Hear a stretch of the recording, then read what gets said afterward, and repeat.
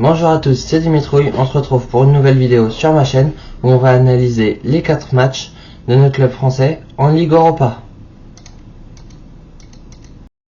Nous allons commencer par pronostiquer le match de Marseille contre le Shakhtar. Ça va être un match qui ne se déroulera pas en Ukraine parce que avec les conditions actuelles c'est pas possible, mais ça sera sur un autre terrain, je ne sais pas exactement lequel. Mais en tout cas, Marseille n'est pas à domicile pour cette rencontre. C'est un facteur qui est déjà à prendre en compte pour ce match. Pourquoi c'est à prendre en compte? Parce que chaque match est différent, chaque match à domicile ou à l'extérieur apporte une dimension autre et qu'il y aura peut-être moins de supporters marseillais que quand ils joueront à domicile à l'Orange Vélodrome à Marseille. Donc pour ce match de Marseille contre le Shakhtar, les absents marseillais sont Nadir, Valentin Rongier et Ismaël Lassar. Les absents côté Shakhtar sont Chigrinsky et Traoré. On poursuit avec la compo probable des deux équipes que vous allez justement pouvoir apercevoir à l'écran. Ça change pas trop par rapport à l'habitude. Ils vont mettre forcément leurs meilleurs joueurs.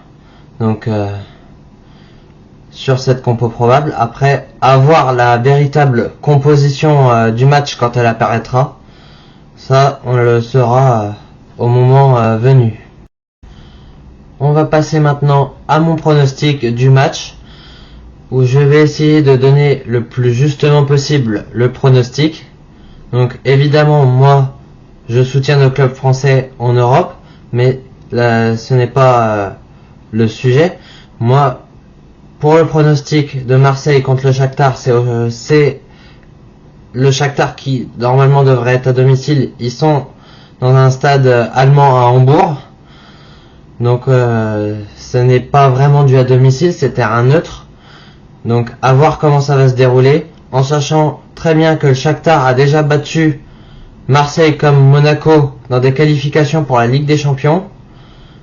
Ça peut être très très serré.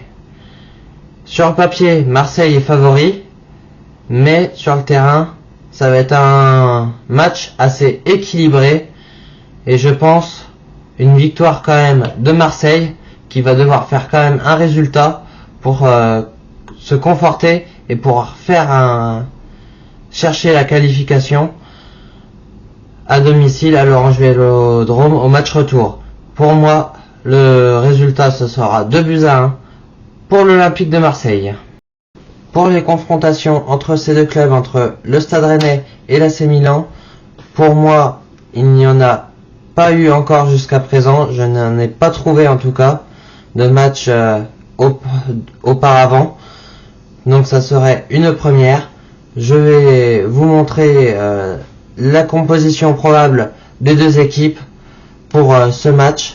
Je pense que le Stade Rennais va mettre ses plus grands joueurs sur le terrain, en tout cas c'est même sûr, parce que s'ils veulent avoir une chance de remporter le match contre l'AC Milan, il faut leurs plus grands joueurs et que Rennes se montre à hauteur et soit en pleine forme pour ce match. Pour les absents pour ce match, côté AC Milan, on a Tomori et Kalulu qui sont absents. Il y a Calabria et Thio qui sont incertains. Et côté Rennais, on a Enzo Lefebvre qui est absent et Frank Reider qui est absent.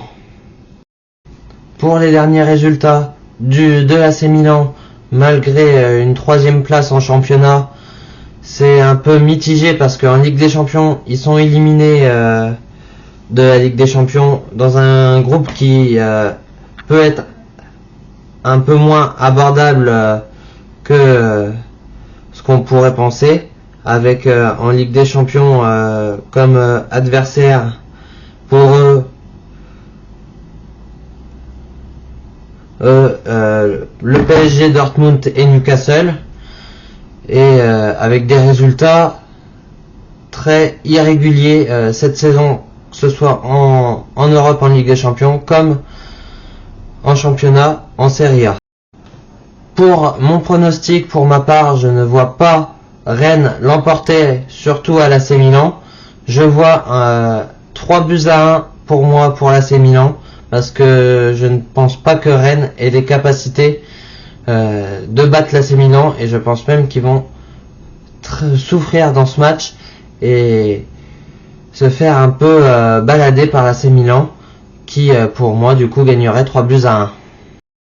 Pour le pronostic suivant, on va pronostiquer le match de Benfica contre Rennes, qui se déroulera à 21h au stade du Benfica. Alors, pourquoi je pense que ça serait compliqué pour Toulouse? Ça va être très compliqué d'ailleurs pour Toulouse, parce que Toulouse a des résultats très irréguliers, voire même catastrophiques cette saison en Ligue 1, en étant 15e. Ils ont pratiquement aucune victoire cette saison, pas mal de défaites pour Toulouse en championnat de France.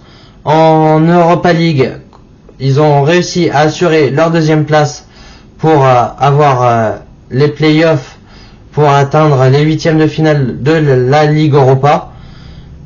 Là, ils vont jouer contre une équipe de Benfica qui est premier de la Liga NOS du Portugal, qui a des très bons résultats, même si en Europe, en Ligue des Champions, c'est très décevant du côté de Benfica. Ils devaient normalement dans ce groupe-là atteindre facilement la première ou la deuxième place. Ça n'a pas été le cas.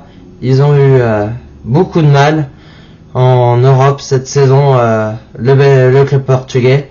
Donc c'est pour ça que ça va être un match serré, mais je pense que Toulouse va un peu souffrir dans ce match.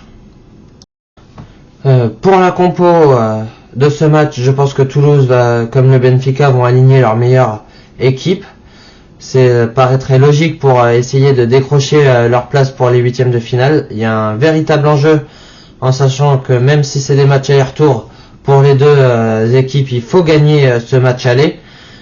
Côté absent toulousain, il y a Jean Rowe qui est absent et Abouklal qui est absent. Côté Benfica, il n'y a que Juan Bernat qui est absent. Mon pronostic pour ce match, ça va être un match très serré, tendu. Je pense pas qu'il y aura beaucoup de buts dans ce match, mais je vois un match nul pour l'aller, un but partout, parce que Toulouse va devoir assurer à l'extérieur, parce que la plupart du temps leurs matchs à l'extérieur sont pas très bons, il me semble. Je ne suis plus sûr entre le match à domicile et les matchs à l'extérieur lesquels est le moins bon pour Toulouse, mais je pense, il me semble qu'à l'extérieur c'est moyen pour eux, mais que à domicile c'est un peu mieux pour eux cette saison. Après, pour le résultat, pour moi ça sera un match serré, comme je l'ai dit juste avant, qui aura pour résultat un but partout. On termine ces pronostics avec le match de Lens contre Fribourg, qui se déroulera à 21h à Lens. Pour moi ça va être un match serré, mais pour le pronostic, on verra ça juste après. Je vais vous dire déjà ce que je pense des deux équipes. Lens a fait un début de saison catastrophique où il n'y a pas eu de victoire au début de la saison, mais après c'est très bien rattrapé en championnat, et maintenant ils sont aussi bons qu'ils l'étaient l'année dernière. Ils ont réussi à récupérer leur niveau. Donc, même si ils enchaînent beaucoup de matchs, les Lensois. Fribourg aussi, avec le championnat d'Allemagne.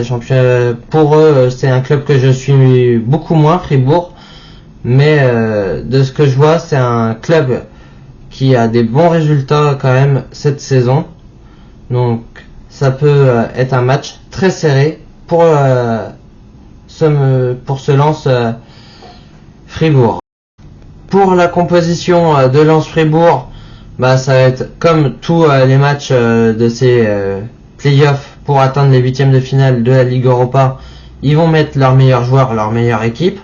Même si côté Lens, il y a deux absents, c'est Cabot et Chichuba, et Medina qui est suspendu pour ce match, qui a dû écoper de soit deux jaunes à la suite, soit d'un rouge au dernier match.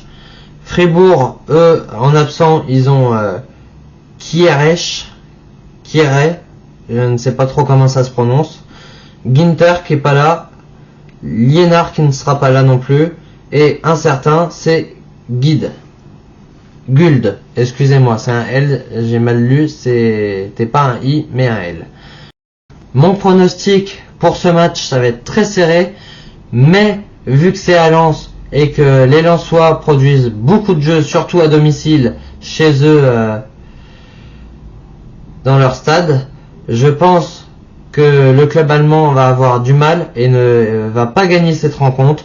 Je pense que ça va faire un 2-1 pour le stade, pour le RC Lens, car ils doivent assurer chez eux s'ils veulent pouvoir battre les Allemands en Allemagne au match retour.